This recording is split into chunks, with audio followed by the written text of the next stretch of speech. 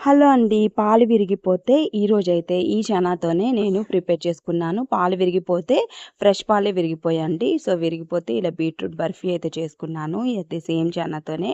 So, ఎలా చేయాలో last వరకు స్కిప్ చేయకుండా చూసేయండి. ఫస్ట్ ఒక 2 బీట్రూట్ అయితే ఇక్కడ తీసుకున్నాను. దీన్ని తొక్క తీసేసి బాగా వాష్ చేసుకున్నాననమాట. సో, ఇక్కడ చిన్న గ్రేటర్ ఉంటుంది కదా! సో, చిన్న గ్రేటర్ అయితే మంచిదండి. పెద్ద గ్రేటర్ కన్నాను ఇంకా మనము మిక్సీ కూడా చేసుకోవచ్చనమాట. ముక్కలుగా కట్ చేసుకొని. సో, నేనిక్కడైతే తురిమేసుకున్నాను మొత్తం అంతా కూడాను. బాగా అంతా కూడాను మొత్తం అంతా కూడాను తురిమేసుకోవాలి. ఈ విధంగా తురుముకోండి. లేకపోతే ఏదైనా గ్రేటర్ యూజ్ చేసి కూడాను మీరు ఇలాగా తురిమేసుకోవచ్చనమాట. మీ దగ్గర ఏదుంటే దాంతోనే తురిమేసుకోండి. లేకపోతే మిక్సీ పట్టేసుకోండి ముక్కలు కట్ చేసేసుకొని. ఈ విధంగా ప్రిపేర్ చేసేసుకొని పక్కన పెట్టేసుకోవాలి అంతా కూడాను. ఒక 2 కప్స్ లాగొచ్చింది. ఇప్పుడు కడాయి పెట్టుకొని ఇందులో ఒక 2 టేబుల్ స్పూన్ వరకు నెయ్యినైతే యాడ్ చేసుకోండి. సో, ఇక్కడ ఇంట్లోనే హోమ్‌మేడ్ ఘీ అనేది నేను తీసుకున్నాననమాట. వీటి బదులు మీరు బటర్ అయినా ఏదైనా వాడొచ్చు. సో, మనం పక్కన తురిమి పెట్టుకున్నాం కదా! ఈ బీట్రూట్‌ని అంతా కూడాను తురుమంతా కూడాను ఇందులో వేసేయాలి.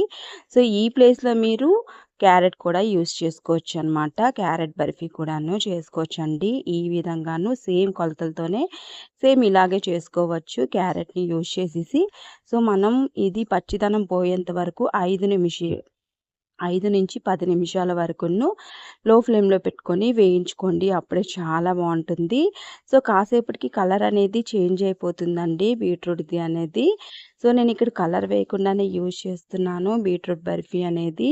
సో, ఇక్కడ నేను వేయించుకున్నాను. మొత్తం అంతా కూడాను వేయించుకున్నాక ఇక్కడ నా దగ్గర ఆవు పాలైతే ఉన్నాయి. మీగడతోనే వేసేసుకుంటున్నాను.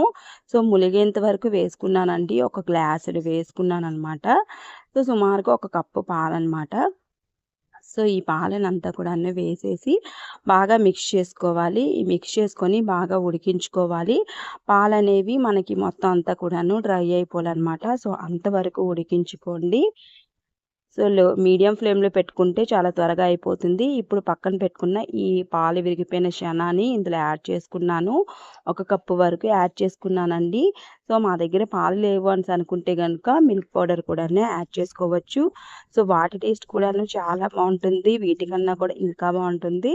సో, 1 కప్ మిల్క్ పౌడర్ బదులు ఇలా పాలు విరగొట్టి కూడా వేసుకోవచ్చు. అలాగైనా వేసుకోవచ్చు. ఇక్కడ 2/3 కప్ వరకు షుగర్‌నైతే యాడ్ చేసుకున్నాను.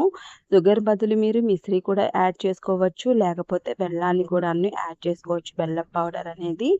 సో, ఈ విధంగా అంతా మిక్స్ చేసుకొని బాగా డ్రై అయ్యేంత వరకును ఉడికించుకోవాలి. లాస్ట్‌లో ఇక్కడ హాఫ్ టేబుల్ స్పూను ఇలాచీ పౌడర్‌నైతే వేసుకుంటున్నానండి. సో, ఇలాచీ పౌడర్ వల్ల మనకి మంచి ఫ్లేవర్ అనేది వస్తుంది. సో, ఈ విధంగా డ్రై అయ్యేంత వరకు కుక్ చేసుకోవాలి. కడాయికి అంటుకోకుండాను వచ్చేయాలనమాట. సో, అంతవరకు చూసేయండి. కడాయికి సెపరేట్ అయిపోయింది కదా! ఇంతవరకును ఉడికించుకుంటే మనకి రెడీ అయిపోతుందనమాట బీట్రూట్ బర్ఫీ మిశ్రమం అనేది. సో, ఈ విధంగాను అంతా కుక్ చేసుకున్న తర్వాత వీటిని కాసేపు చల్లారనివ్వాలి. సో, అంతకులోగాను బేకింగ్ ట్రే గానీ, లేకపోతే ఒక గిన్నెని గానీ, స్టీల్ గిన్నెని గానీ తీసుకోండి.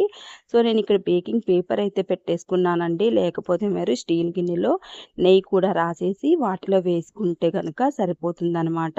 సో, స్పాచులాతోని మొత్తం అంతా కూడాను సెట్ చేసేసుకున్నాను. ఈ విధంగా అంతా కూడాను సెట్ చేసేసుకొని ఫ్రిడ్జ్‌లో కానీ, అలాగే బయటే వదిలేయండి. చక్కగా సెట్ అయిపోతుందనమాట. సో, ఎండలు బాగా ఉన్నాయి కాబట్టి నేను ఫ్రిడ్జ్‌లో పెట్టేసుకున్నాను. సో, ఫ్రిడ్జ్‌లో పెట్టుకున్న తర్వాత ఓపెన్ చేసేసి మీకు కట్ చేసి చూపిస్తున్నాను.